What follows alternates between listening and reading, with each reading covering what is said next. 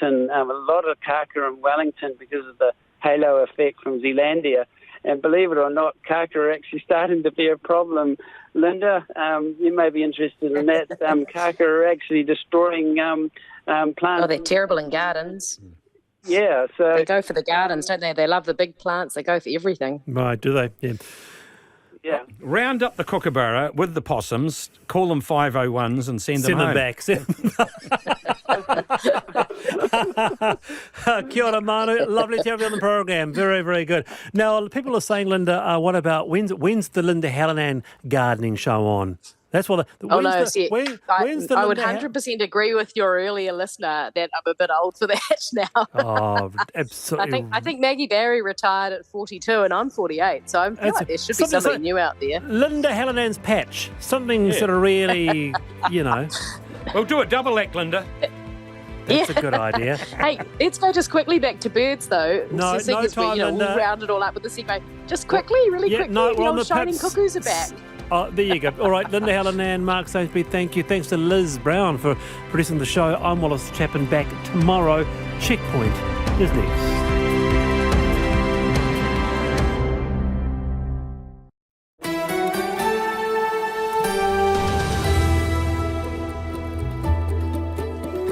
Kei te whakarongo mai koe ki te reo irirangi o Aotearoa. This is Checkpoint on RNZ National. I'm Lisa Owen. Haere aki nei, Malachi Subecz, remember his name, tortured and murdered. The 5-year-old was failed at every turn by Oranga Tamariki. Today, the Ombudsman's called out the agency for doing less than the bare minimum. How did it go so wrong, and where is the minister responsible? Potentially game-changing research confirms rugby players are at a much higher risk of brain disorders, including dementia. Suck it in, belt tightening's on the way as mortgage rates are on the up again. And contaminated imported berries could leave people sour about local produce too. Now don't forget, you can watch us live on Sky Channel 83 and Freeview Channel 50.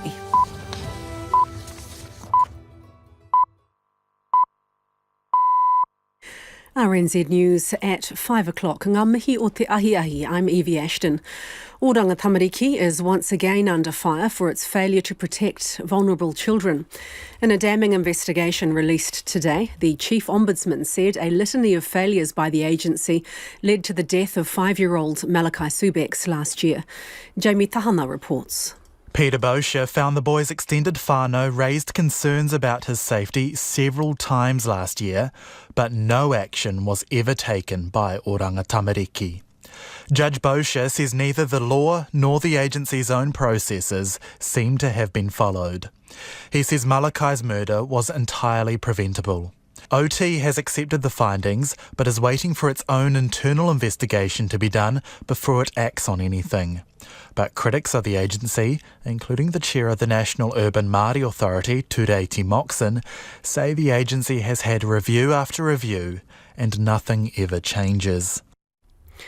Staff at Oranga Tamariki have voted overwhelmingly in favour of strike action, saying they're aiming to turn around low wages and unsafe workloads. The action comes after members voted to reject a pay offer they say would have seen real wages go backwards. The PSA union says Tamariki, Rangatahi and whānau will lose vital support if Oranga Tamariki continues to lose staff and struggle with vacancies. An economist says the Reserve Bank's stiff action on inflation is rapidly increasing the cost of home ownership. It's delivered on expectations by lifting the official cash rate by 50 basis points, taking it to 3.5%. The RBNZ says higher interest rates are needed to cool demand in the economy, which continues to outstrip supply. Kiwi Bank Chief Economist Karen Chhour says the action, while needed, will cause pain for some mortgage holders. Interest rates have more than doubled in the last year. So if you had an $800,000 mortgage, you would have been paying $20,000 a year. Now you're paying $44,000 a year. So that is a big increase in interest expense. Karen Chhour expects the OCR will peak at 4% by the end of the year. A surging tax take and slower growth in spending has strengthened the government's finances for any future shocks, according to an economist. The Treasury has reported a full-year deficit of $9.7 billion, about double that of the previous year, but about half the forecast made in the May budget. BNZ Head of Research, Stephen Topless, says the global outlook is volatile and uncertain, but the government is in a good position to manage what may happen. Compared to the rest of the world, New Zealand's looked in good shape for a very long time, and it remains the case, and it puts us in a position where we do have the armoury to defend ourselves in the event that we need to. Stephen Topless says the numbers suggest a budget surplus could be reached sooner than the current 2025 target. The Serious Fraud Office says the public has a right to know who's funding the party they support and to be able to make an informed decision when they head to the voting booths. 3 people have been found guilty over using sham donors to make donations to the National Party to conceal the identity of the true donor. The 3 defendants and 3 others with name suppression were found not guilty over donations made to the Labour Party. Former National MP Jamie Lee Ross was found not guilty over political donations made to National in 2017 and 2018. And the second round of a polar blast is bearing down on the south with snow showers in Dunedin and Te Madu. There are heavy snow watches and warnings for much of the South Island, including Southland and Banks Peninsula.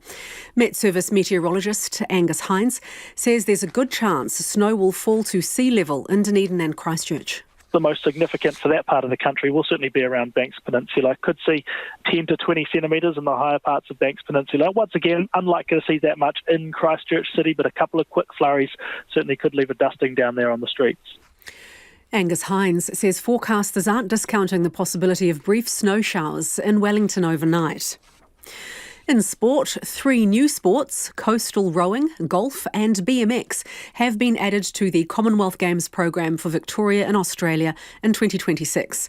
All up, there will be 20 sports across 26 disciplines, including 9 parasports. Sports editor Stephen Hewson has more.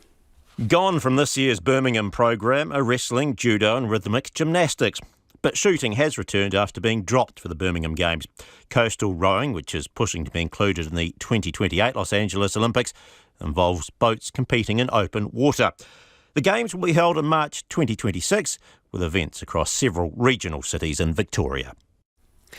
2 Olympic track cyclists have joined a 5-strong integrity committee to oversee the implementation of recommendations from an inquiry into Cycling New Zealand's high-performance programme. The inquiry found the high-performance system was broken and needed to be reimagined after the suspected suicide of Olympic cyclist Olivia Podmore last year. Cycling New Zealand released a 10-point plan earlier this year to turn the sport around. Sam Dakin and Jamie Nielsen, who both competed at the Tokyo Olympics, have been appointed to the committee. The football Ferns will play 2 games against South Korea in Christchurch next month, the first time the national women's football side has played in Aotearoa for 4 years. And New York Yankees slugger Aaron Judge has hit his 62nd home run of the year to break baseball's American League single-season record set in 1961 by Yankees legend Roger Maris. That's the news.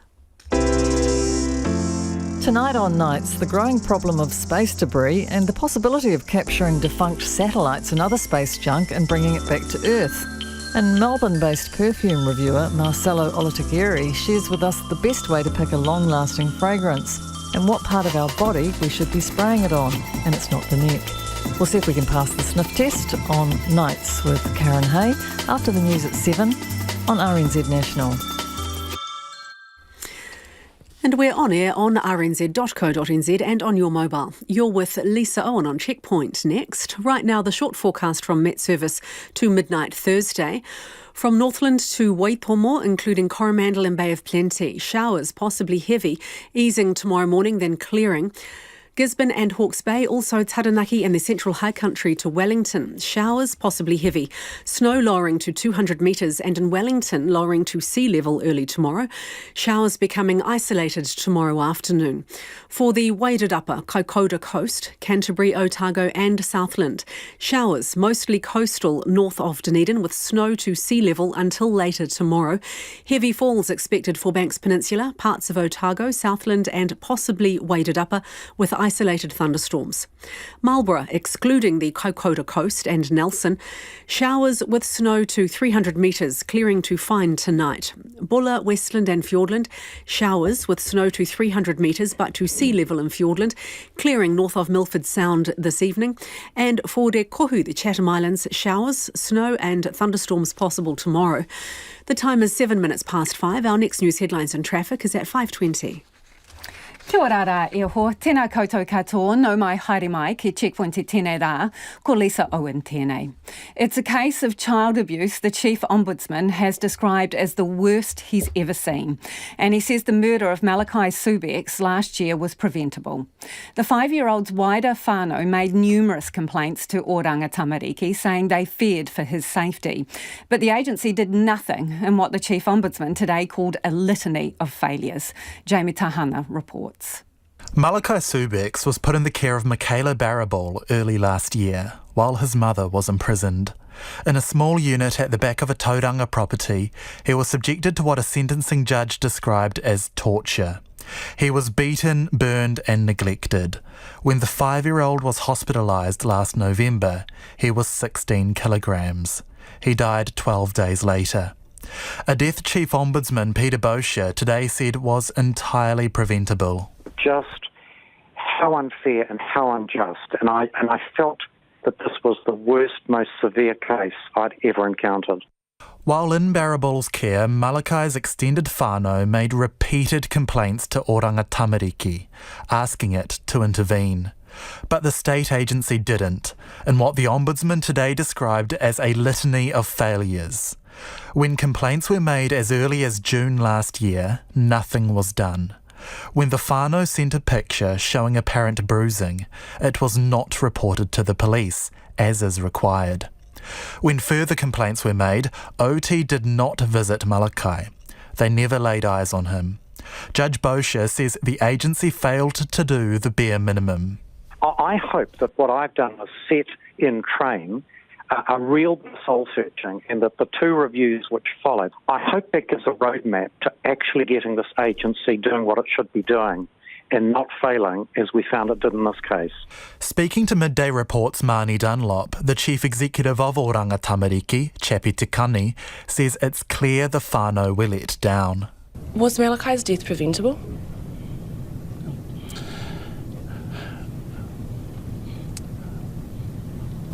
From my perspective, we should have done more to protect Malachi from harm, and we did not do that.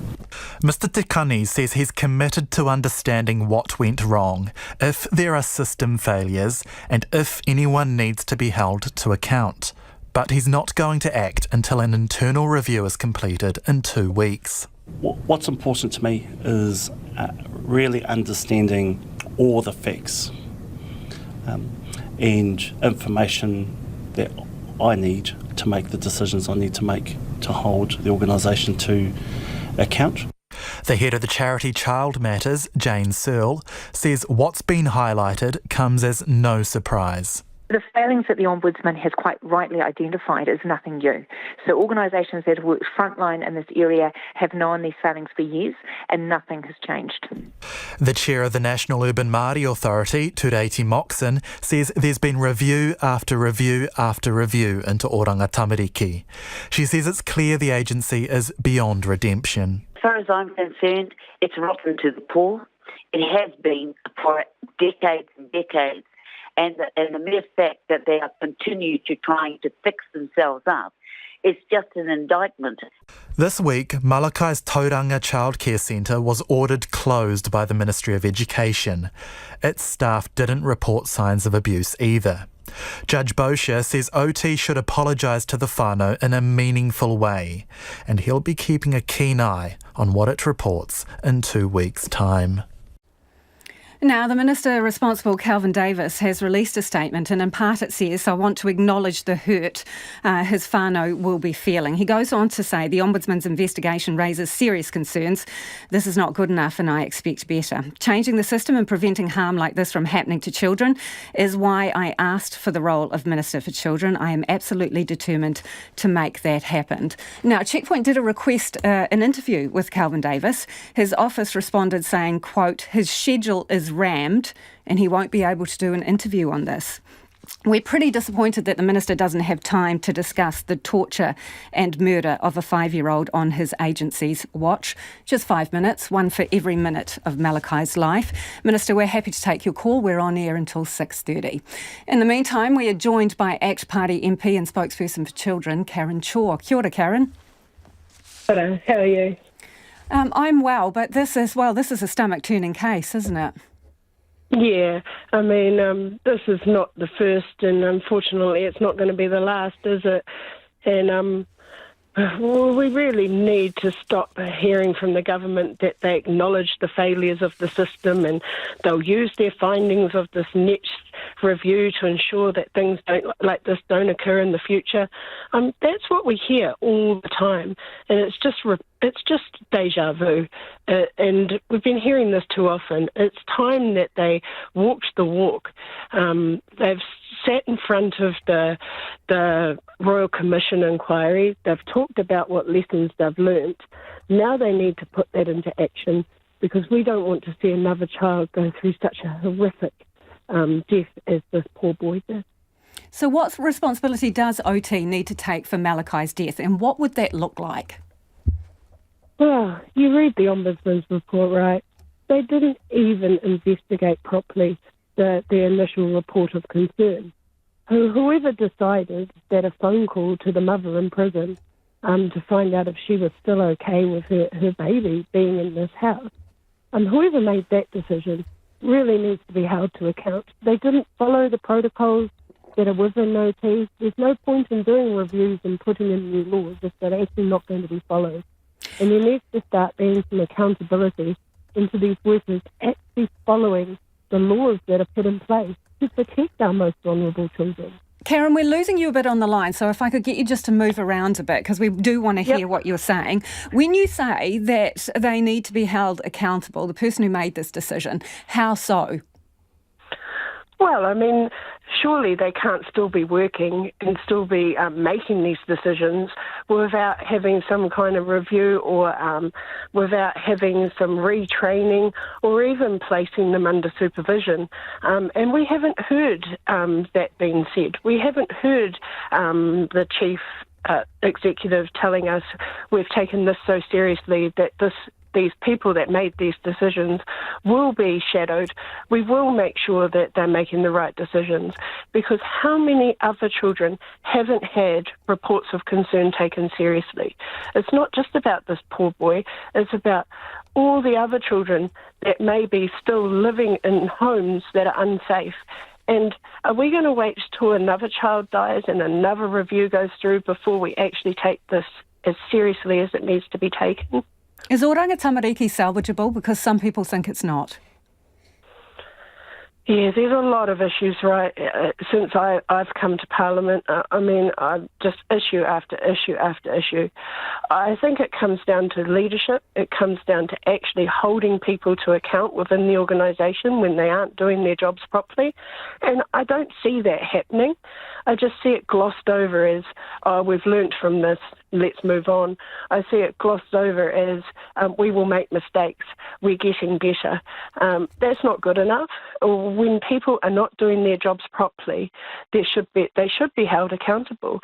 When you have a business that doesn't follow their protocols properly and somebody is injured or hurt, that business owner is held accountable for that injury or for that death. We need to start making sure that there is accountability within this organisation. It's just far too important to keep getting it wrong.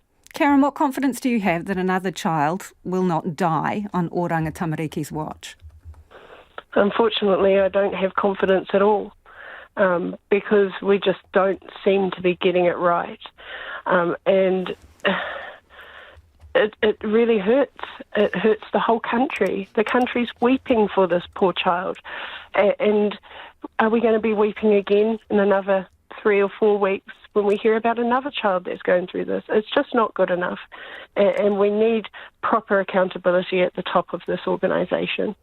Really appreciate your time this evening. That is Karen Chhour, ACT Party MP and their spokesperson for children. It is 17 minutes after 5. Kia amo tonu mai, you're listening to Checkpoint on RNZ National. While borrowing just got more expensive again, the Reserve Banks raised the official cash rate by 50 basis points to 3.5% as expected. This is the 8th consecutive rate rise off a record cash rate low of 0.25. All of this as the bank tries to rein in record inflation. Now, joining us is Infometrics principal economist Brad Olson. Kia ora, Brad. Who's going to be worst hit here? Well, we know that this is going to put a further squeeze on those who do have mortgages. The pain won't be immediate. Of course, if those retail rates do go up over the next few weeks or so, borrowers won't have to immediately refix. But we do know that around about 44% of the mortgage book will have to refix at a higher interest rate at some point over the next year. For someone that might have fixed when the interest rate started with 2%, the fact that they're now going to be starting with a 5% number is going to be a hard hit. But let's be realistic. We still have the highest inflation in a generation in 32 years, and we must bring that down. That's what the Reserve Bank is continuing to act to achieve. If we park inflation for a second, can you give us a real-world example of what someone would be paying on a mortgage if they fixed in the low times compared to where we're at now? Oh, we're talking hundreds of dollars difference. And I think, middle of July last year, we were talking 2.2% mortgage rates. You can't find anything below 5% at the moment when you're looking for a one-year fixed mortgage. So those interest rates have more than doubled. And so for people who are buying now versus a year ago, they're still paying around about double sometimes what they might have been 12 months ago. So it is a pretty sharp lift that you've seen. And over the course of a year, that can add up to thousands of extra dollars. Realistically, that means that if you're a household paying a few $1,000s more on your mortgage, something else has got to give, because you make sure that you pay the mortgage first, you make sure you put food on the table and fuel in the car. After that, all the other spending becomes a bit more questionable and a bit more discretionary. OK, this is the Goldilocks question, Brad. Too light, about right, or too hot with the numbers today? Well, I think actually today's statement was a really strong one, and probably stronger than we've seen from the Reserve Bank before. They said quite bluntly inflation is too high. To be fair, that statement that was given today really should have been given about 6 months ago. The question, I think, now becomes, the bank was very strong today in terms of saying, look, there are massive risks around inflation and we're working hard to get it under control. It's what the economists will call a very hawkish statement. What was interesting, and look, noting that we're still fairly strong on the need to go hard on inflation, but the Reserve Bank didn't really touch much on some of the more global risks that are coming through for the possible recession across the global economy and what that might do here in our own domestic economy going forward. So realistically, I think there's possibly now the risk after, in our minds, sort of starting too late and going too slow. The risk at some point now becomes that we do too much on the other end and sort of have to whipsaw between the two. Realistically, though, and again, inflation's too high. The Reserve Bank has made that point very bluntly, and we do expect that they will have to continue to raise interest rates throughout the rest of this year and into early 2023 to get inflation back from where it is at the moment at 7.3%, back down towards their target of sort of 2% or at least below 3%. Thanks for your analysis, Brad. Good to talk to you. That's Brad Olson, economist there, 5:20, and you're with Checkpoints on RNZ National.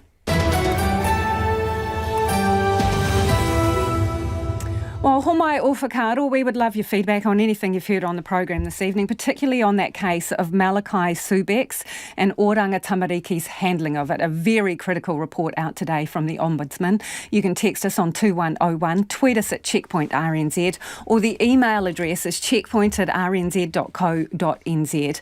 Time to go to the headlines now. Ko Evie Arnold tēnei. Kia ora, Lisa.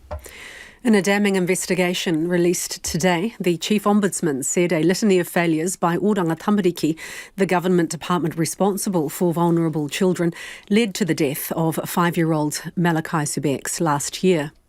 Meanwhile, staff at Oranga Tamariki have voted overwhelmingly in favour of strike action after members voted to reject a pay offer that would have seen real wages go backwards.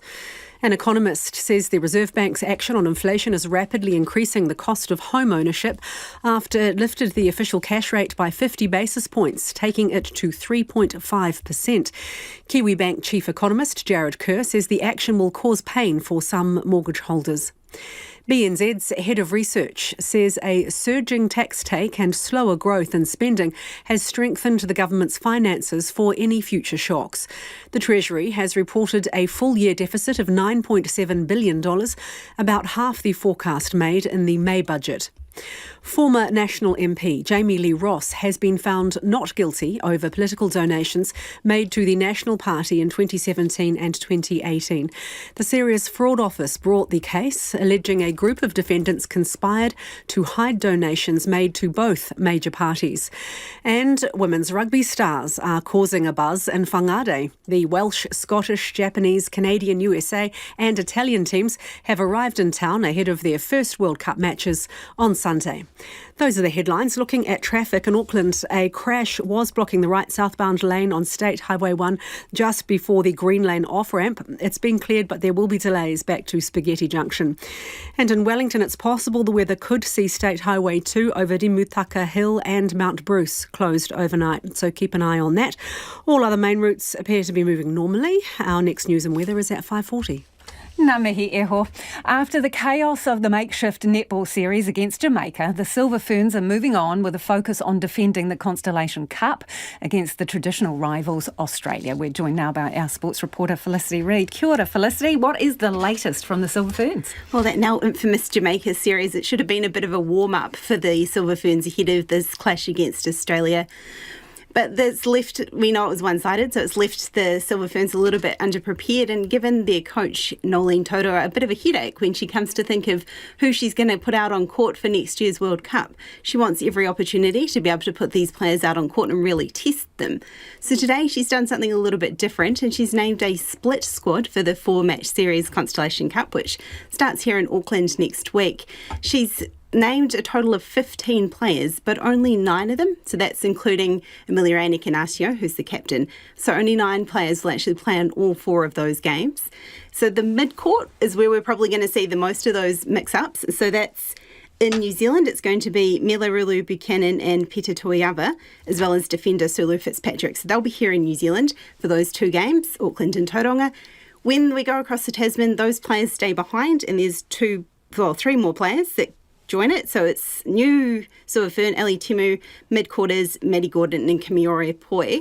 They join up with the squad at that point. And what explanation was there given for that? Is it just, I don't know, to see who's got what it takes? Or exactly that. Who's got what it takes in the sort of cauldron of Australia, right? These players haven't played in Australia before COVID. We haven't necessarily had the opportunities. And New Zealand didn't actually play the Australian Diamonds at the Commonwealth Games. The last time out was January this year in England, and the Silver Ferns lost at that point. So I think Dame Nolene's looking ahead what's going to be happening and who actually can sink or swim in these circumstances. Let's move on to football. Football Ferns announced some home fixtures, first time in a long time. So which city is the biggest benefactor here? So it's been 4 years since the Football Ferns were at home, and Christchurch is the big winner here. 2 games against South Korea next month at Orange Theory Stadium. So this city, Christchurch, they felt a little bit snubbed last year when the hosts, New Zealand and Australia, are co-hosting next year's Football World Cup. Christchurch missed out on being one of the 4 New Zealand cities that actually picked up a tournament hosting rights. So maybe this is New Zealand football's way of sort of, I don't know, placating the Cantabrians, a very strong region out of women's football. So they're getting those 2 games, and then over the next 6 months, New Zealand, other cities, Auckland and Hamilton, will get the opportunity to see the Football Ferns before the World Cup as well. Fantastic. Thanks, Felicity. That's our sports reporter, Felicity Reid. And do stay tuned later in the program. We've got a story about rugby and brain injuries worth listening in on.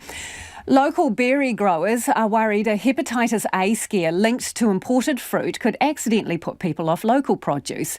The supermarket chain Foodstuffs has recalled a number of Pam's Berries products imported from Serbia after food safety identified them as potentially contaminated. 12 people got hepatitis and 7 had to be hospitalised after eating dodgy berries.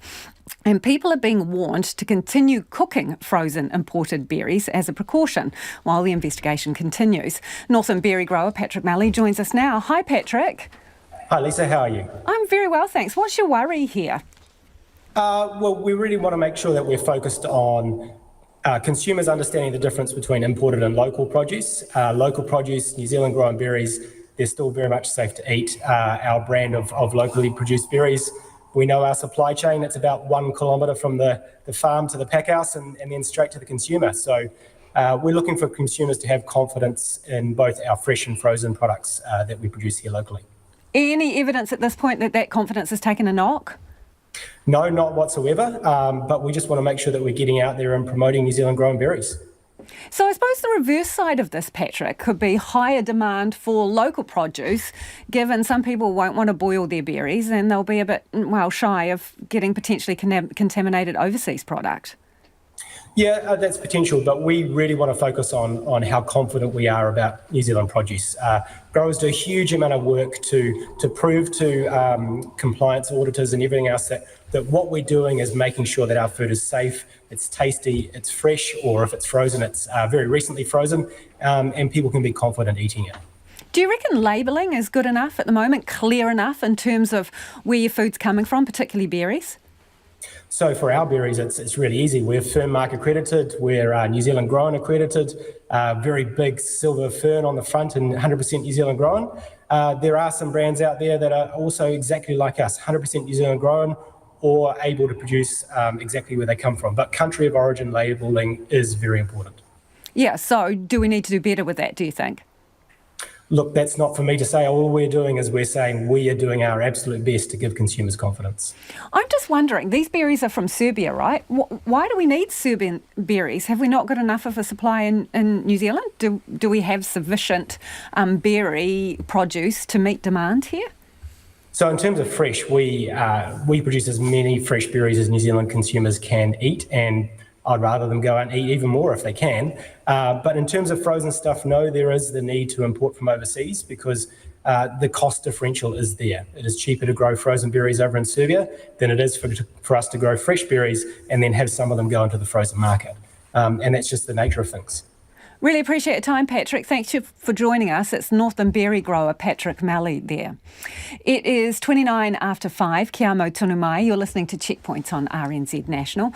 Ko taku hoa inai anei ko Nicholas Poynton. It's time for business news and Nicholas Poynton joins us live in the studio. OK, OCR official cash rate in real words. What's the reaction been? Yeah, look, it's just picking up on some of those points you chatted about with Brad Olson from Infometrics before.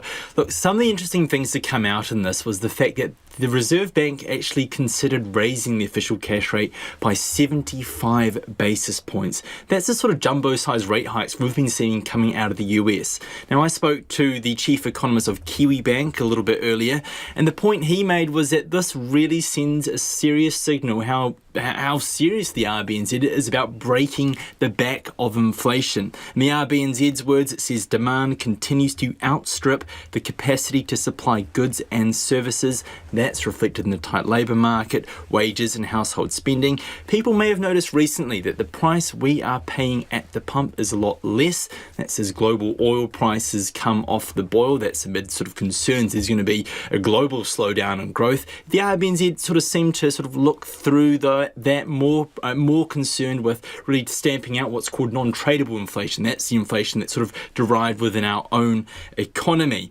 And with regards to where interest rates go from here, there are some forecasts out there that the OCR, currently at 3.5%, could get as high as 4.75%.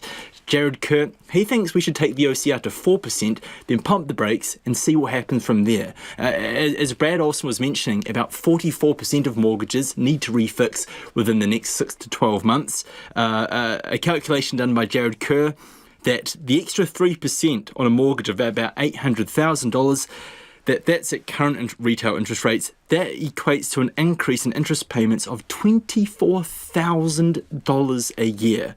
So Jared Chhour would actually like to see some of those effects actually begin to wash through the economy, and keep an eye with what's happening globally. Many of our global trading partners, especially in the Northern Hemisphere, like China, the UK, the US, there's actually forecasts there that growth there is going to slide, maybe even tip into recession. That's going to have flow-on implications for our exports. It's going to affect commodity prices. And that, by nature, Jared Chhour says, will be disinflationary. So, look, there's clearly a divergence of opinion about where the OCR goes from here. But for households, the simple takeaway is things are going to get tougher. Yeah, well, isn't that the closest to a threat you get from a Reserve Bank governor when they say, well, we could have gone harder? Yeah, exactly. Isn't that a warning? Exactly. Pull your heads in and stick your wallets away? Well, it really sent a signal throughout the market. The dollar gained quite sharply on that, sort of eased back afterwards. But yeah, really sent a ripple through markets. Interesting. Okay, outgoing power company boss says fossil fuels still have a role to play. Yeah, this may seem like a taboo statement, given that the government's had this pledge to transition generation 100% renewable by 2030. But the point that the outgoing boss of Genesis, Mark England, is making is that, look, already about 80% of electricity in New Zealand is already renewably produced.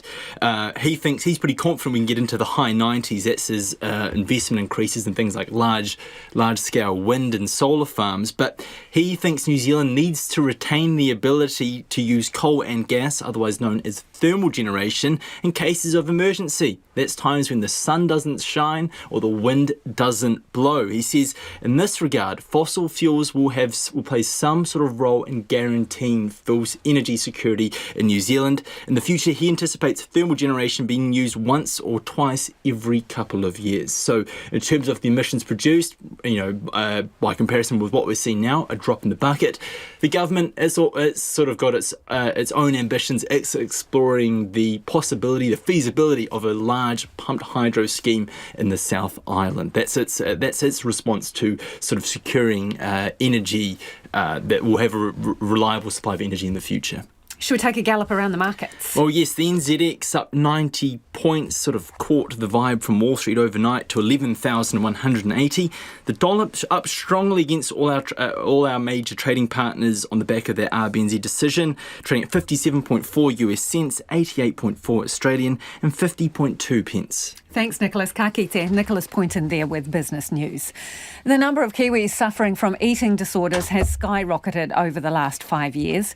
Figures obtained by Checkpoint show hospital admissions due to an eating disorder have increased by 75% since 2017.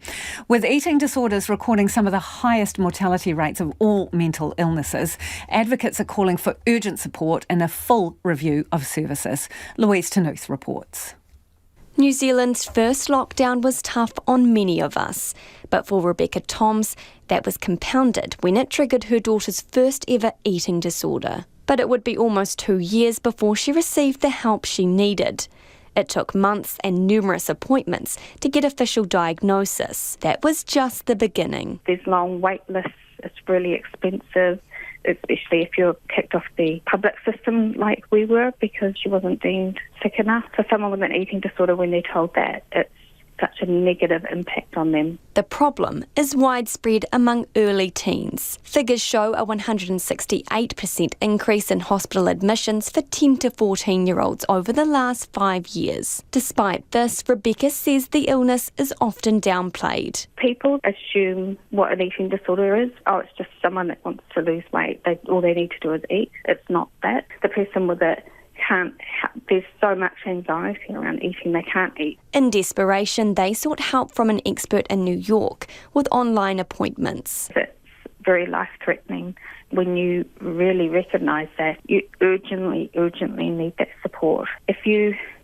can't afford private care, you're at the mercy of the public system, which is scary. They're not alone. Said, I would really like to come to your program. Can you tell me how much it costs? And she said, sure, it's $1,200. And I was like, is this a month? And she said, no, that's $1,200 a day. And I said to her, look, I just can't afford that. Like, that was American dollars as well. But a week later, I called her back. I said, I'm I'm going to die if I keep going the way I'm going. I said, I have enough money for 6 weeks. Can I come out? And they said, yes. Christy Amadio lived with an eating disorder for 14 years, and after being treated in Australia and New Zealand, she turned to the US for help. Now a trained therapist, she runs the group Recovered Living in Christchurch, with plans to open a residential facility at the beginning of next year. While acknowledging hospitals have an important role in treating patients, she says successful overseas programs should be emulated here. In hospitals, you get a tray that you eat, in your bed, and it's so removed from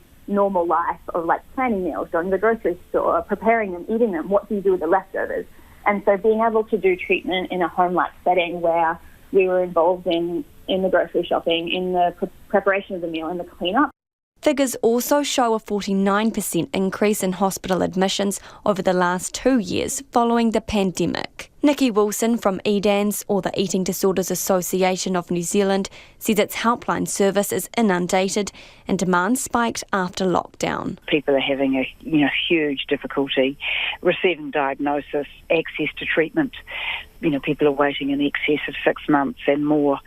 It's really dire. In addition to the $15.5 million spent each year on services, an extra $3.9 million in funding over 4 years has been allocated in this year's budget. But EDANS is calling for a full review of eating disorder treatments to ensure that funding is spent in the right areas. And without that, we're unlikely to see any real improvement in access to services. We are concerned that our health system is pushed beyond breaking point at the moment. In a statement, Associate Minister of Health Dr Aisha Verrill says the extra funding will help increase capacity of services.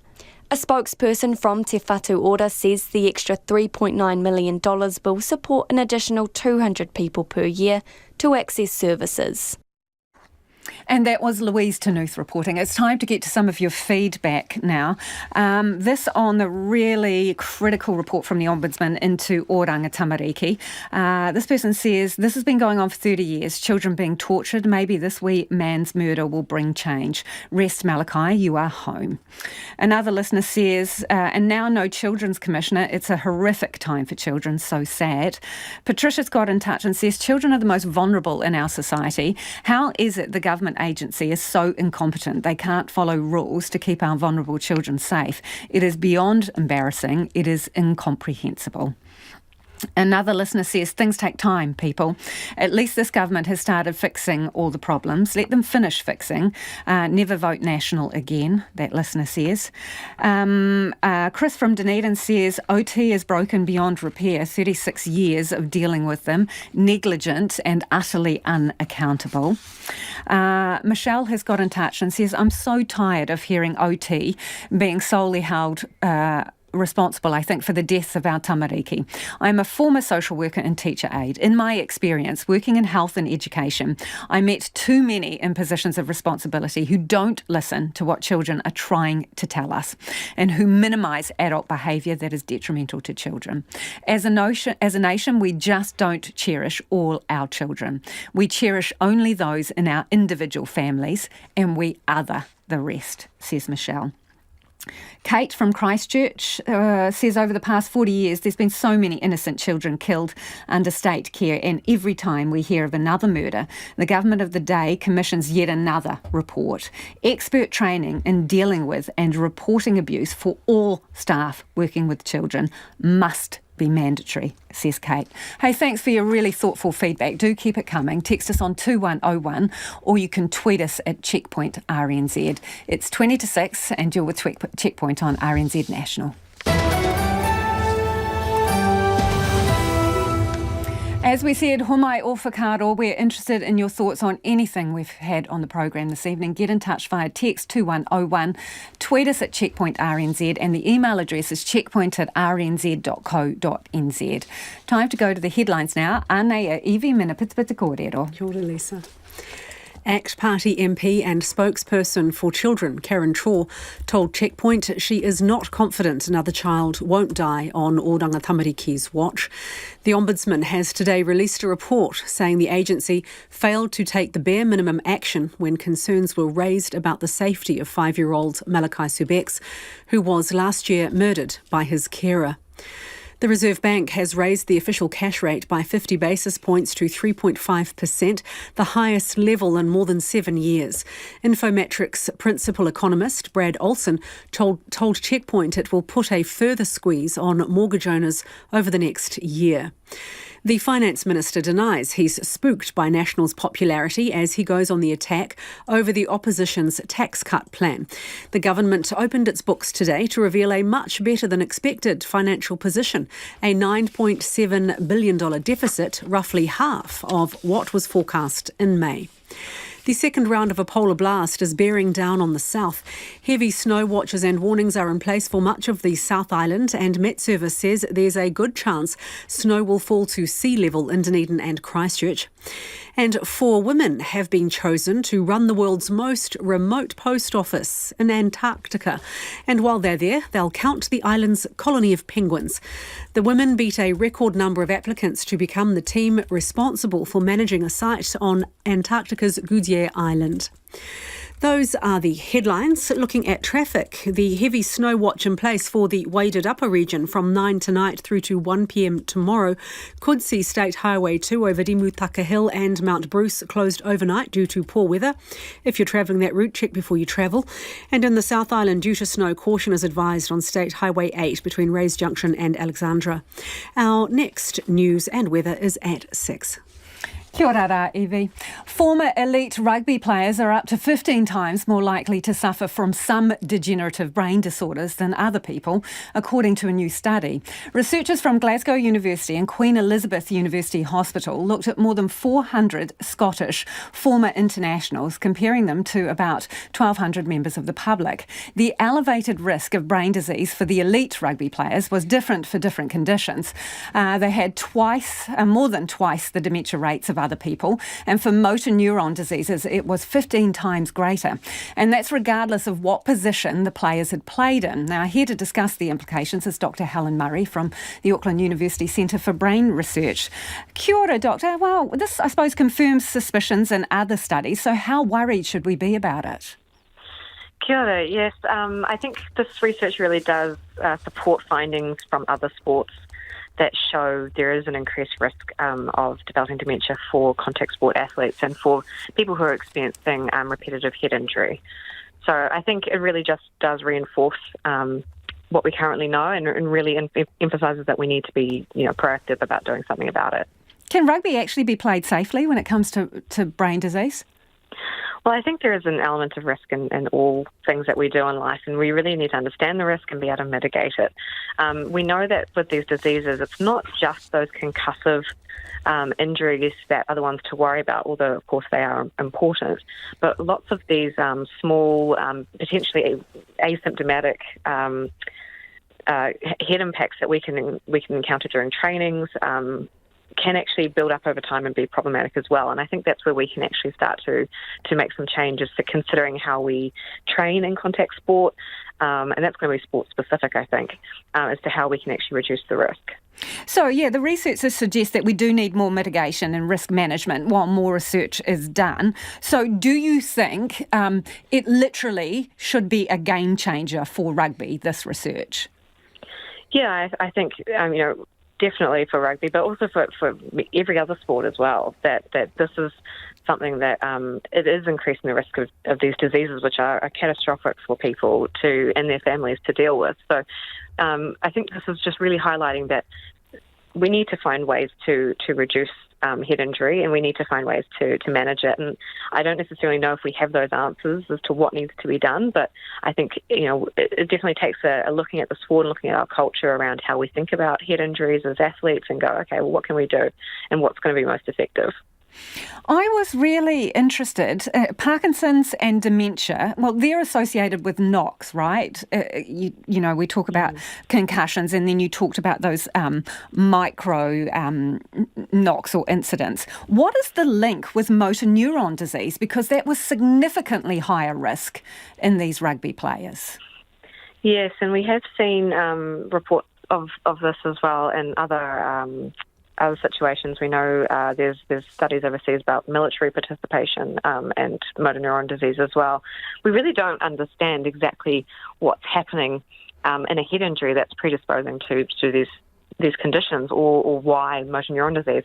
And this is really why we need to be actually looking at the brain tissue of people who have these disorders to try and understand what changes are happening and why they're increasing the risk of specific types of dementia more than others. We really don't understand yet why that's actually happening.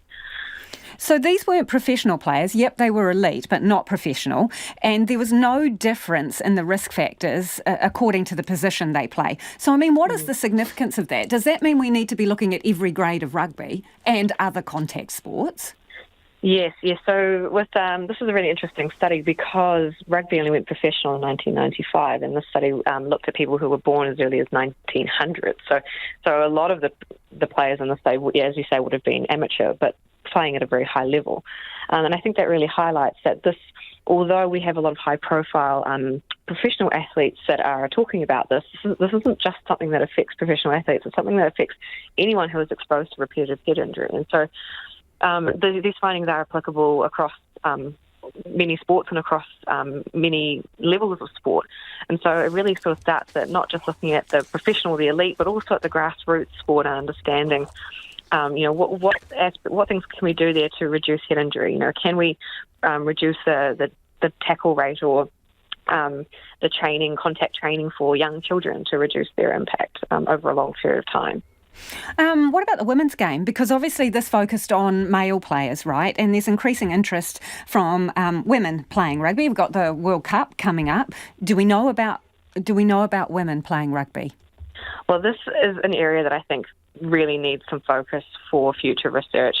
Is we just really don't have the data on female athletes, and I think a lot of that is because female athletes having careers in sports like rugby is relatively recent in terms of data collection, and so over time we just haven't had that kind of data being collected, and so we don't know.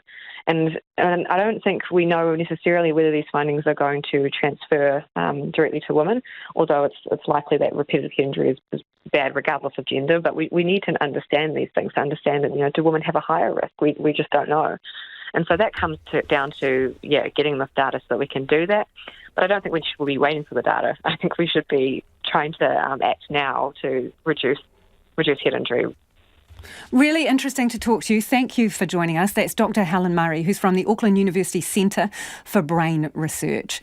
It is 12 minutes to 6. Kia mau tunu mai. Stay with us. You're listening to Checkpoint on RNZ National. The Finance Minister has launched an all-out assault on National's plan to slash the top tax rate after unveiling the state of the government's books. The latest Treasury update shows the Crown accounts are in a much better than expected financial position. But Grant Robertson focused much of his speech on the opposition. Here's our political reporter Katie Scotcher. The Finance Minister, Grant Robertson, is frank about just how tough the last year has been. There is no doubt that this has been a tough period for many households and businesses in New Zealand. The period he's referring to, the last financial year, covers the Delta outbreak, the lengthy Auckland lockdown and the Omicron waves.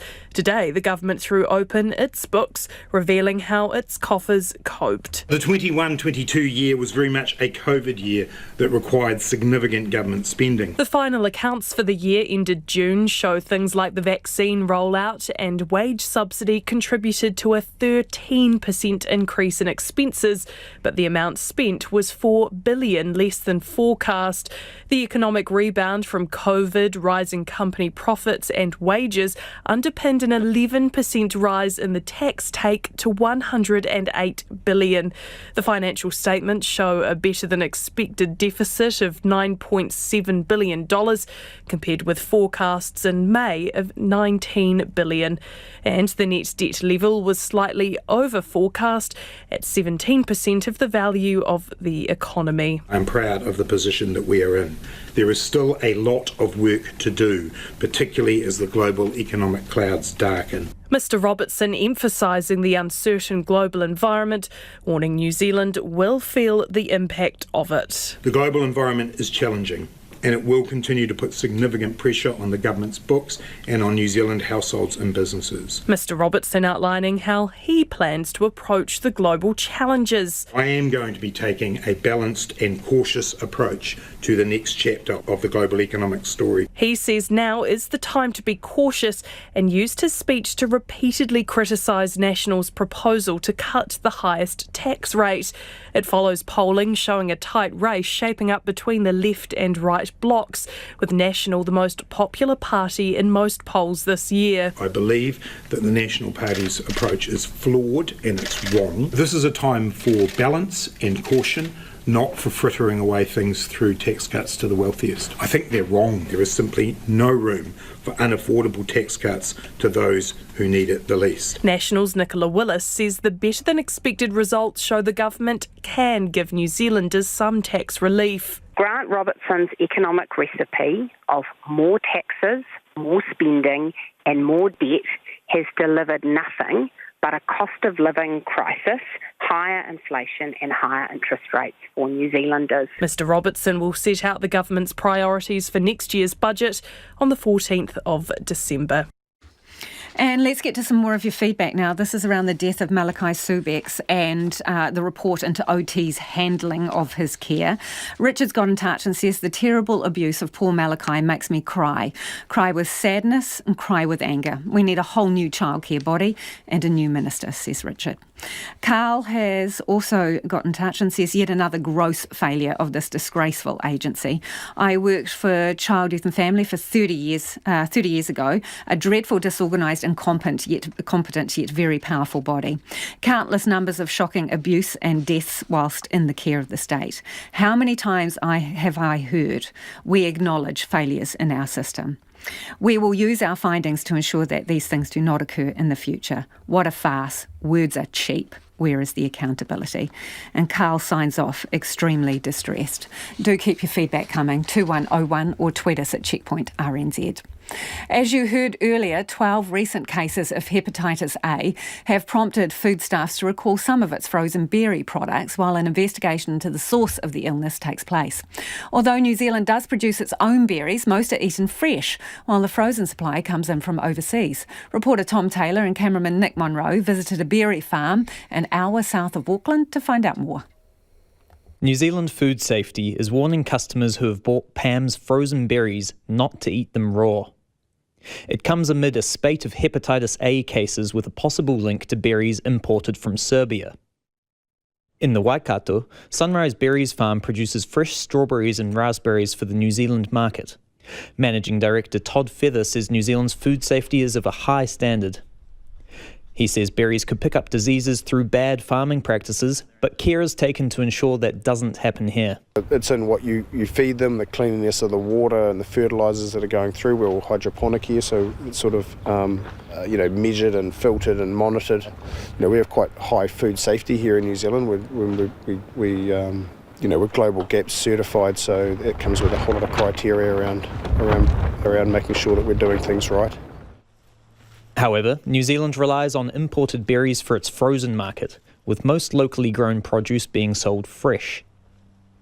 And while overseas growers may use heavy machinery to bring their costs down, New Zealand berries are largely hand-picked, meaning higher labour costs. The stuff that comes in from Chile,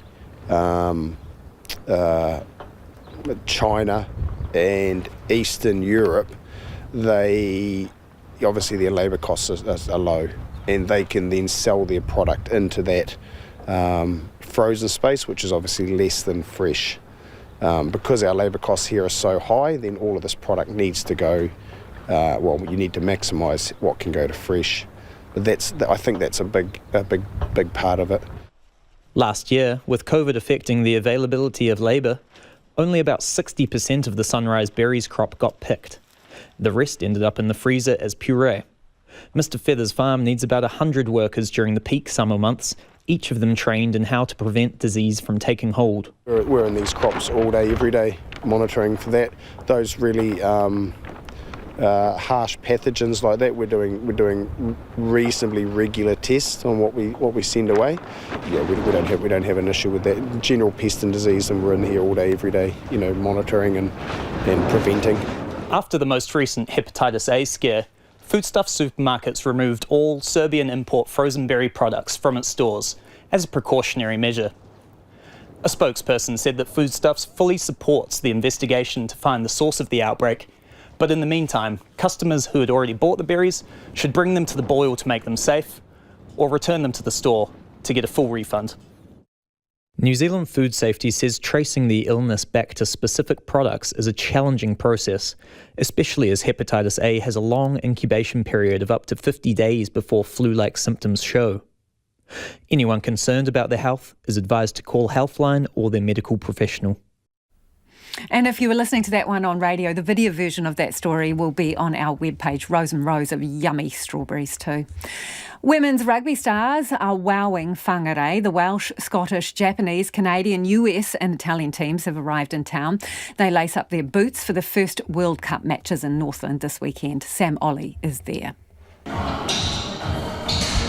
They're showing their strength at gyms across town and their skills on whangarei's best rugby fields, now equipped with fencing, keeping team tactics hidden until game days. The big green team buses can't be mistaken on the streets, and there's one word on fans' lips: excitement.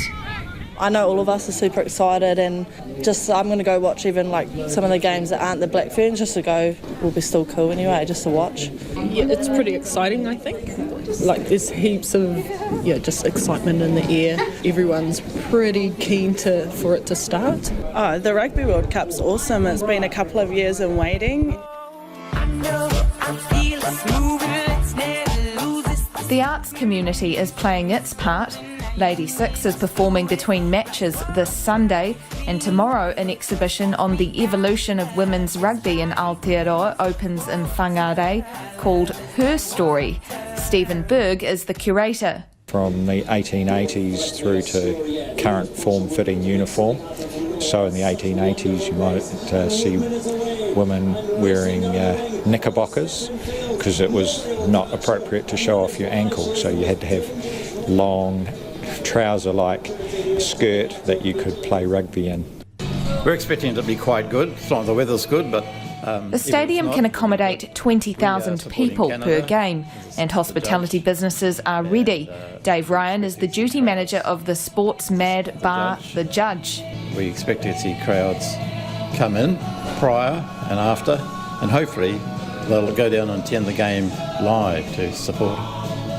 But what do visiting players think of Te Tai Tokerau? Molly Wright, originally from Reefton, is in the Scottish team's front row. We've just left Scottish summer, so we probably were used to a little bit less rain, and I think in people's minds, thinking New Zealand's a tropical country, we're maybe thinking we're going to get a little bit more sun.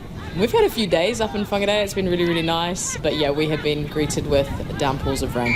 The first game in Whangarei is this Sunday, when the USA and Italy go head-to-head just after midday.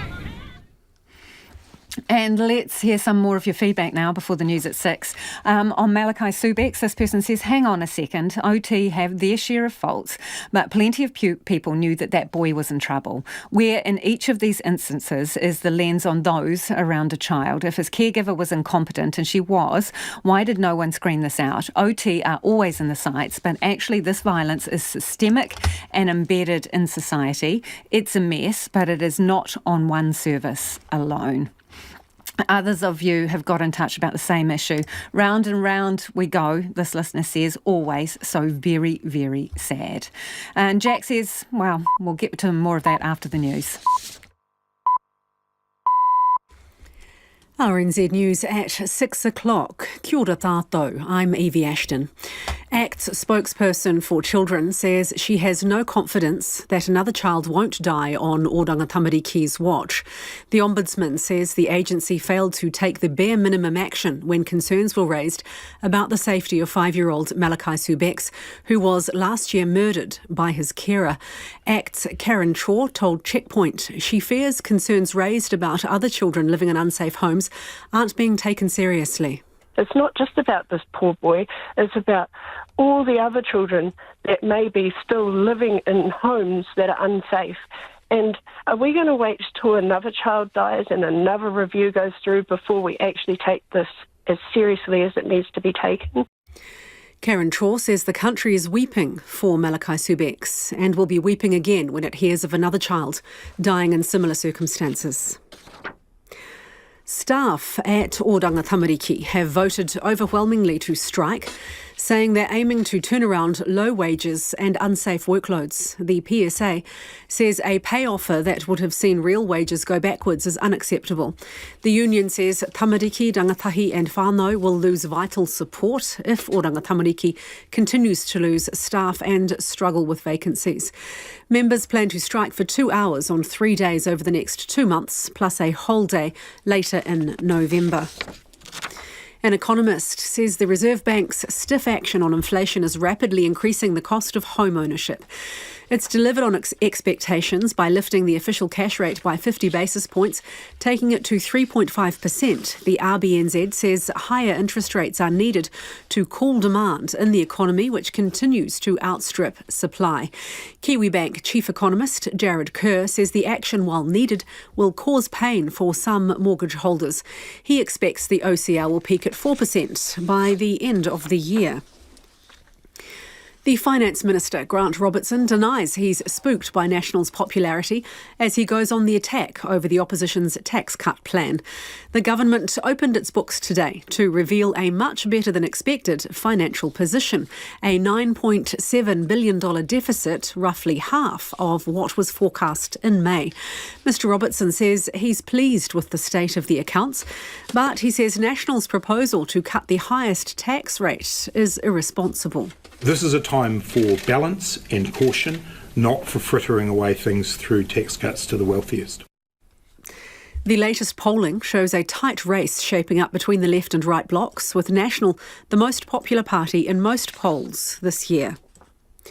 Former National MP Jamie Lee Ross has been found not guilty over political donations made to National in 2017 and 2018. The Serious Fraud Office brought the case, alleging a group of defendants conspired to hide donations made to both major parties. Our political reporter Giles Dexter has more. Jamie Lee Ross says he's relieved at the outcome and now wants to move on. 3 other men were found guilty over using sham donors to make donations to the National Party to conceal the identity of the true donor. But they, along with 3 people whose identities remain suppressed, were found not guilty over donations made to Labour. The Serious Fraud Office says transparency around political donations is vital to the continued health of New Zealand's democracy. The National Party has described the trial as an unfortunate situation the party inadvertently found itself tangled up in. Lawyers for the Crown have told Supreme Court justices that a former Air Force staffer who was repeatedly locked in a metal cage shouldn't be able to sue because she can get ACC. Maria Taylor was sexually abused by former Air Force Sergeant Robert Roper in the 1980s. Antonio Fisher, acting for the Attorney General, told the court Ms Taylor shouldn't be able to sue the Air Force or Mr Roper because her injuries would be covered entirely by the Accident Compensation Act. Maria Taylor's lawyers say she wouldn't be covered because of legislation changes after the abuse. The second round of a polar blast is hitting the south. There are heavy snow watches and warnings for much of the South Island, including Southland and Banks Peninsula. Met Service says there's a good chance snow will fall to sea level in Dunedin and Christchurch, with 10 to 20 centimetres settling on higher parts of Banks Peninsula. A Dunedin man, Bruce, says snow is on the ground and it's bitterly cold. I'm looking straight down the harbour and yes, it's looking very murky and settling on the hills around the city. NIWA meteorologist Ben Knoll says Invercargill is the coldest centre, reaching just a maximum of 6.1 degrees today. That makes it the equal third coldest October day on record in Invercargill since records began in 1905. And that's a statement because nowadays we see so many warm temperature records. The colder records are being broken or reached fewer and farther between. Ben Knoll says the cold snap will be short-lived. That's the news. Tomorrow after 1pm, Mary Holm looks at the latest KiwiSaver report from the FMA. How does your account compare to the average New Zealander? And are you one of the increasing number of people taking on more risk with your retirement savings? Plus, rugby commentator Alice Soper joins us for our series on New Zealand sporting history. She's got a history of women's rugby in Aotearoa, a history which has striking parallels to the story of feminism in this country. That's all on Afternoons with me, Jesse Mulligan, from 1 p.m. tomorrow on RNZ National. This is RNZ National, Te Reo Irirangi o Aotearoa, on air on rnz.co.nz and on your mobile. You're back with Lisa Owen on Checkpoint next. Right now, the short forecast from Met Service to midnight Thursday. From Northland to Waitomo, including Coromandel and Bay of Plenty, showers, possibly heavy, easing tomorrow morning, then clearing. Gisborne and Hawke's Bay, also Taranaki and the central high country to Wellington, showers, possibly heavy, snow lowering to 200 metres and in Wellington lowering to sea level early tomorrow. Showers becoming isolated tomorrow afternoon. For the waded upper, Kaikoura Coast, Canterbury, Otago and Southland, showers mostly coastal north of Dunedin with snow to sea level until later tomorrow. Heavy falls expected for Banks Peninsula, parts of Otago, Southland and possibly waded upper with isolated thunderstorms. Marlborough, excluding the Kaikoura Coast, and Nelson, showers with snow to 300 metres, clearing to fine tonight. Bulla, Westland and Fiordland, showers with snow to 300 metres but to sea level in Fiordland, clearing north of Milford Sound this evening. And for the Chatham Islands, Rekohu, showers, snow and thunderstorms are possible tomorrow. The time is 7 minutes past 6. Our next news headlines are at 6:30. Nā mihi Evie, no mai hoki mai. This is Checkpoint, ko Lisa Owen tēnei. Auckland commuters say they'll probably take their cars rather than bus to the city when the Eastern Rail loan is closed for 9 months next year. Earlier this week, Kiwi Rail and Auckland Transport revealed plans for a major rebuild to rail lines across the city, future-proofing the network for the decades to come. The Eastern Line will be closed from March to December of next year, the longest scheduled so far. Our reporter Finn Blackwell found out not everyone is on board with the change.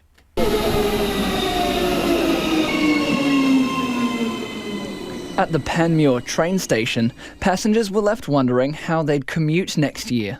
I'm not too sure. It will be tough because it's like I'm travelling to city campus.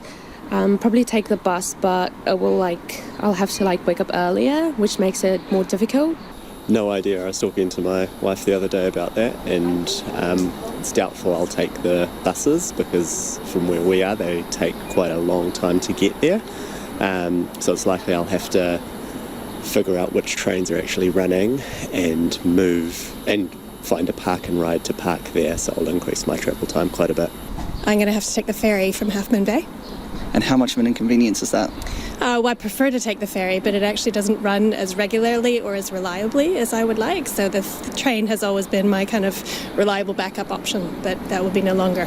Some are worried about how well the alternatives offered by Auckland Transport will work. I do have a car, yes, but parking in the city is extremely expensive. Even the bus system isn't great to get into the city from here either. The problem is the bus or the cars will be longer from a 15-minute commute to whatever, so just trying to think what the best option is, maybe a bit more working from home. Well, I'm actually quite lucky that I've also got an electric scooter, but it just means that I'm going to have to drive closer to my work and then scoot in. Up the line at the Glen Innes station, commuters feel the same. It sucks, I know, and the bus is going to be crowded and late and cancelled, just as much as this is. Luckily I can work remotely, but it's going to be a huge inconvenience for those who get the train on. I'm not sure what the replacements are going to be like. One commuter, Meryl Taylor, says she's upset with the 9-month closure. I'm absolutely gutted. I drive, but I try and save fuel, and more importantly, I try and save on the environment. She says no matter what alternatives are on offer, they'll have to be reliable. There needs to be something speedy like an Uber because a bus won't cut it for me. I won't get to work on time. For passengers like Meryl, it seems what they need from Auckland Transport is dependability. Currently, Auckland Transport is 470 drivers short. That's something mayoral candidate Efeso Collins hopes will change. So we need a much better plan as to how we're going to develop, how we're going to maintain these tracks. We've also got to make sure that we've got enough buses that are going to support what's going to happen during these interruptions. Rival candidate Wayne Brown says council needs to take back control of Auckland transport. Cutting the council out of the loop hasn't worked. We've got to get the council back into the loop and start thinking ahead. I mean, it's horrifying for both the commuters and the ratepayers that this is occurring. For the time being, commuters remain sceptical of the changes and the alternatives. The US, Japan and South Korea have all conducted military drills in response to North Korea's first test launch of a ballistic missile over Japan in 5 years. The test is believed to be the furthest a North Korean missile has ever flown. As the BBC's Jean McKenzie reports, the two sides are now caught in a cycle of escalation. The sound of sirens woke the residents of Hokkaido this morning. Warnings echoed from loudspeakers. It seems North Korea has fired a missile, they say. Please take shelter. As the missile flew overhead, people were warned to look out for falling debris. I don't have a basement, this woman asks. What should I do? The missile splashed down without causing damage, but not before it had travelled 4,000 kilometres, a range which puts the US island of Guam in the West Pacific within reach. This marks a serious escalation in what has already been a record year of missile testing for North Korea. To launch a missile over another country without warning is hugely provocative, as the Japanese Prime Minister Fumio Kishida attested to. This is an act of violence following recent repeated launches of ballistic missiles. We strongly condemn this. Tokyo, Washington and Seoul have responded fiercely, carrying out bombing exercises and drills of their own to show the North they're ready for whatever it has in store. The North, it seems, is preparing the ground for an even more provocative test, the test of a nuclear weapon. Intelligence suggests it's ready, but waiting for the perfect moment. The last time the North tested a nuke was the week after it flew a missile over Japan. Ukrainian flags are now flying over an area of territory that just a few days ago was annexed by President Putin, who declared they would forever be Russian. A number of towns in the Kherson region have been taken back by Ukrainian forces as part of their counter-offensive in the south and east of the country. At the weekend, they retook the strategically important town of Liman, which was used as a logistics base for the Russian military. The BBC's Orla Guerin has been there and sent this report. We're at the edge of Liman, on a roadway that runs through a forest. And along the roadway there is evidence of Russia's defeat here and of the human cost of that defeat. Just in front of me there are the bodies of 5 Russian soldiers in uniform. It seems they're lying where they fell. A short distance further there's a burnt-out convoy. The soldiers may have been trying to get away from that convoy when they were cut down. But some of the bodies are now being zipped into body bags. They're going to be taken away by an organisation of Ukrainian volunteers who are trying to identify the dead. All around here on the ground there are discarded Russian uniforms, sleeping bags, army boots, obviously thrown away by Russian troops as they made a desperate attempt to flee. And in the grass, just about 3 meters in front of me, there is a mine. It's almost impossible to see. It's dark green in colour. It's completely camouflaged by the grass and the leaves. This area, we've been told, is full of mines. We have to stay on the road. We've been passing through Liman and it seems almost completely deserted. One elderly man has just gone by walking his dog. We've just met Lena, who's out walking with her son Radion. They have a canister with them. They're going to collect water. They've no running water at home. Lena, what was the most difficult thing? How was daily life when the Russians were here? The hardest thing was to survive the bombing. We prayed as we stayed in the cellar. The everyday life. Water was cold, my stomach hurt, and we didn't eat regularly. This place really looks quite desolate now. There are streets of boarded up buildings, destroyed, burnt out buildings like the one in front of me. It's hard to believe that there were 20,000 people here before the war. I'm with Nadia, who is one of the few residents who remain. Why are they bombing me? I don't know. I didn't do anything. I didn't do anything bad. I didn't kill. I never stole. What happened here wasn't just a defeat for President Putin. It was a total humiliation. Liman is part of the territory that he announced to the world he was annexing last Friday. He said this area would be forever Russia's. Well, now Liman is back in Ukrainian hands, and his claims sound ludicrous. Orla Guerin reporting there. It is almost 6:17, and you're with Checkpoints on RNZ National. Young children are dying in Somalia amid the worst drought to hit the country in 40 years. Government officials say unless more help arrives, an even greater catastrophe will sweep the country in the coming days and weeks. The BBC's Andrew Harding has this report and a warning it may distress some listeners. In a crowded hospital, the familiar and unbearable signs of famine. Gaunt faces, silent with hunger. Weak mothers willing weaker children to cling to life. Somalia has been here before, but in isolated Baidoa, doctors and nurses are bracing themselves for new depths of catastrophe. In your life, have you seen things this bad before? No, the worst. This is the worst? Yeah. The worst drought in 40 years as climate change ravages the Horn of Africa. 3-year-old Ali has been brought in with swollen limbs, a sign of severe malnutrition. He has measles too. His mother watches in silent dread of losing a third child. So this woman here has lost 2 of her children, 2 girls, in the last week. And already the hospital is struggling. Sometimes we are lack of the supplies. You lack supplies? Yeah. That must be incredibly frustrating. Sure. When it happens, it's actually terrifying, actually, because people are dying and you cannot support them. On the dusty plains around the city, more families arrive each hour and set up camp. Many have trekked for days or weeks.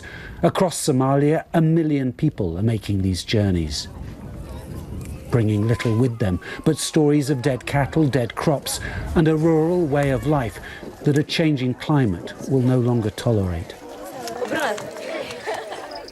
Fatima walked for a fortnight to get here. She carried her 3-year-old for days, but the child died of hunger on the journey. We had to leave her by the roadside, she says. We had no strength to bury her. We could hear the hyenas closing in. Officially, no famine has been declared yet here in Somalia, but today, right now, 300,000 people are living in famine conditions, with another 2 million on the brink of famine. So it's hard to imagine a situation more desperate, more urgent, more compelling. There is help arriving here in Baidoa and plans for much more, but it's too slow.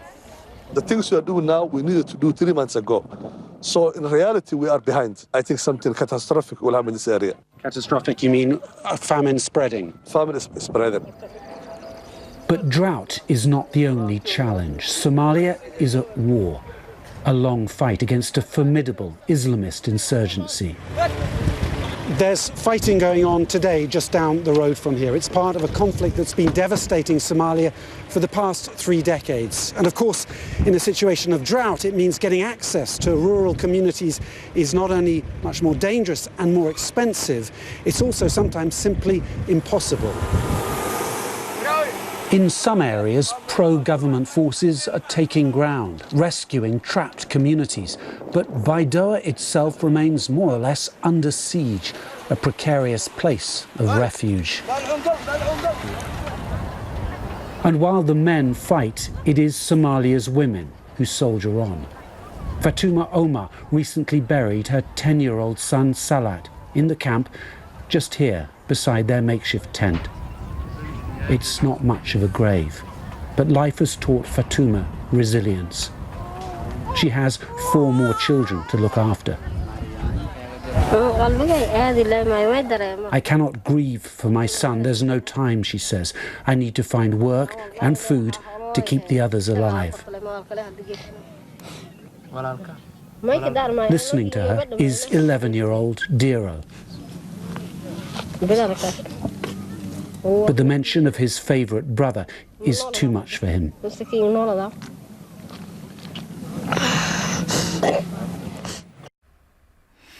Officials in Paris have announced World Cup football matches will not be broadcast on giant screens in the city because of Qatar's human rights record. Paris has joined other French cities in shutting down public fan zones. The BBC's Angus Randall reports. 4 years ago, 90,000 soccer fans crammed into Paris fan zones to watch their team win the World Cup. Now the streets will be silent as the Blues hope to defend their title in Qatar in November. Paris has joined other French cities in a boycott of World Cup fan zones, where supporters can gather outdoors to watch the game on the big screen. Paris Deputy Mayor Pierre Rabadan explained the decision. We have issues with the environmental and social conditions behind this event, and it's not a model for large events that we want to promote in Paris. That's the first reason, and the second reason is this World Cup takes place in November-December, and to organise an area for a large crowd to celebrate at that time of year did not seem very appropriate. Qatar's government is the main owner of the city's biggest soccer club, Paris Saint-Germain. It leaves Paris walking a tricky line. It's not about Qatar, it's about how this World Cup is being organised. But the issue here is not about how consistent we are with regards to Qatar. It has to do with the organisation of an event that does not meet the criteria that we have for the events that we wish to organise. However, other French cities have found it easier to condemn Qatar for its human rights record. The mayor of Marseille called the event a human and environmental disaster.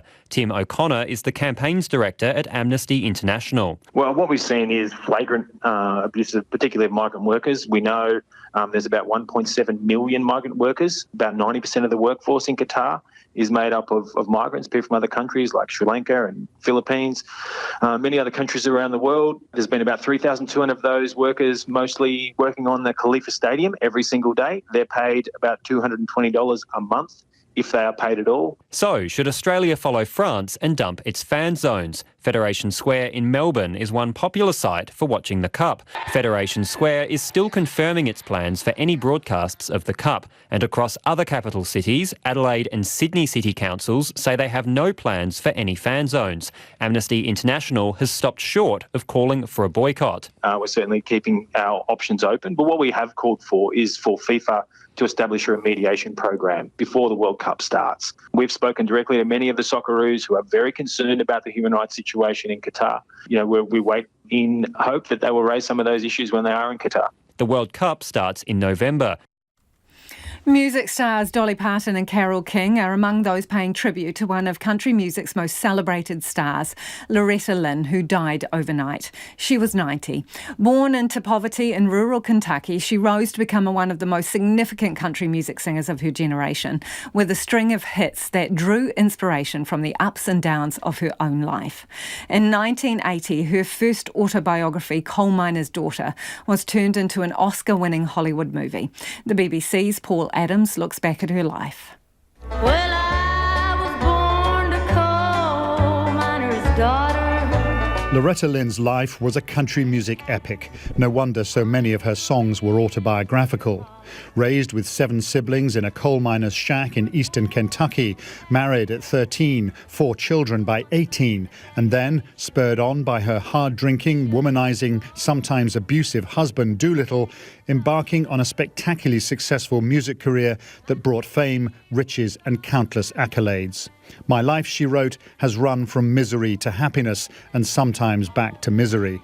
Loretta Lynn documented it all in simple, direct songs, many of them about her wayward, beloved husband. And don't come home a-drinking with lovin' on your mind. For all the sweet simplicity of her music, Loretta Lynn was a pioneer, breaking down the boundaries of what a female country music artist could sing about. You set this chicken your last time, 'cause now I've got the pill. Her 1975 song, The Pill, was condemned by religious groups and banned by radio stations. Some fans dubbed her the hillbilly feminist. Over the decades, she sang with artists as diverse as Dolly Parton, Frank Sinatra and Elvis Costello.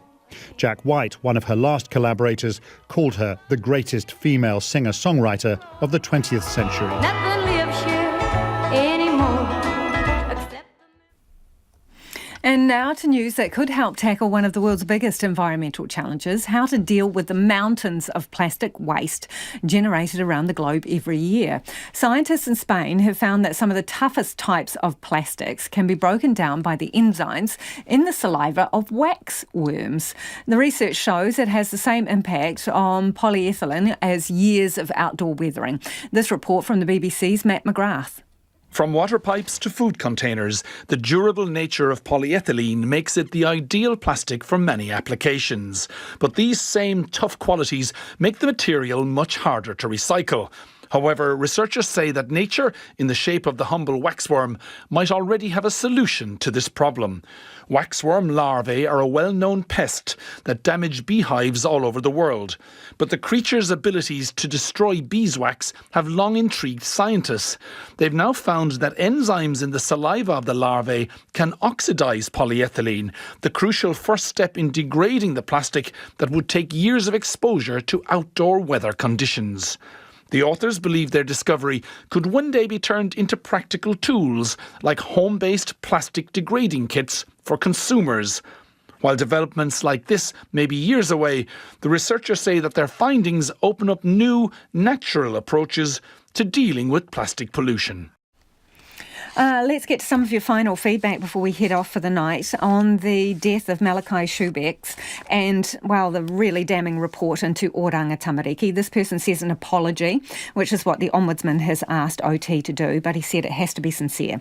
If we had real accountability, the head of OT would be charged with negligence causing death, but we don't, do we, says David. Another listener has got in touch to say, why are the whānau not responsible for this tragedy? They say they were aware, so it was their duty to be first responders. The way forward has to be individual responsibility. If that fails, the whānau, not the government. This sounds as if it could have been a case for uplift if it was so obvious. Now, the case is complicated, so just a few things to clarify there. Whānau members did try to get custody of Malachi. They were unsuccessful in court. They also did raise issues with Oranga Tamariki and said they felt he was in danger. They filed an official complaint. They also provided photographic evidence of his injury. And the Ombudsman has ruled that that was not followed up properly. They were required to notify the police, Oranga Tamariki. They did not do that. The whānau complained over Oranga Tamariki's handling of their complaint, and the Ombudsman has also found that Oranga Tamariki's response to that complaint about their management was insufficient as well. So just to clarify those points. Someone else says, why are the people at Oranga Tamariki who allow children they are supposed to be looking after be seriously harmed or killed, not facing charges for criminal neglect? Now, on First Up, 5 a.m. tomorrow, they will speak to a New Zealand researcher asking whether the degenerative brain diseases developed disproportionately by former rugby players might have something to do with our country's high suicide rates. Do tune in. RNZ News headlines at 6:30. Kia ora tātou, ko Evie Ashton tēnei. The chair of the National Urban Māori Authority says a damning Ombudsman investigation shows Oranga Tamariki is beyond redemption. Lawyers for the Crown have told Supreme Court justices that a woman who was repeatedly locked in a metal cage while serving in the Air Force shouldn't be able to sue because she can be covered by ACC. And the Tertiary Education Union has changed strike plans at Auckland University of Technology after its members were threatened with a 2-week suspension. Those are the headlines. Our next news and weather is at 7. Tonight on Nights, the growing problem of space debris and the possibility of capturing defunct satellites and other space junk and bringing it back to Earth. And Melbourne-based perfume reviewer Marcelo Olatigieri shares with us the best way to pick a long-lasting fragrance and what part of our body we should be spraying it on, and it's not the neck. We'll see if we can pass the sniff test on Nights with Karen Chhour after the news at 7 on RNZ National. Yes, that's only half an hour away, but right now it's time for Trending Now. Whether it's caused by the pandemic, a relationship breakdown, job loss or something else, uncertainty can often lead to anxiety. Dr. Toni Lindsay is a clinical and health psychologist and author of The Certainty Myth, a guide for anyone struggling with uncertainty in their life. Dr. Toni Lindsay has practical tools to help and spoke with Catherine Ryan on 9 to Noon this morning. The things that we plan for, the things that we worry about or think about or go into that detail are not likely the things that are actually going to happen to us. We've got very low predictability around actually being able to make sense of those big things that happen. But also the flip side of that is when those things happen, and possibly you've got examples of this in your own life, we actually just kind of get on and manage stuff when hard things turn up. Often if I think about when people have experienced really significant hardship, they would think if I'd asked them 6 months before, they would say, no, there's no way I would manage that. But actually when they're in it and doing it, they're kind of just in it and doing it. And so those thoughts, we feel better for having them, but they're actually not very helpful. We often say, don't we, when we come out of a very bad spot, I didn't realise how bad I felt until I felt better again. But as you say, we're just busy getting on and doing. Well, let's get to some of the strategies. And I don't know if you want to speak to the general kind of uncertainty and angst that recent events and global events are causing all of us, or whether you want to get a bit more specific into advice you would give to someone who perhaps has had an illness, as you say, they're going through a divorce, the business has been trashed by the pandemic, and they've really got themselves into a particular place for them. Could we just start to talk about some of the strategies? Absolutely. And it's almost hard to talk about one without the other, in the sense that I think we need to recognise as kind of humans on the earth at the moment, things are hard. And they're hard for lots of reasons, and you could argue that they're always probably hard. But at the moment, there is very much a sense that people are kind of running on lower reserves than normal because we are all a bit exhausted from everything that's been happening. But those, I think there was kind of a sense of hope that at the end of the pandemic, things would go back to normal. And what we're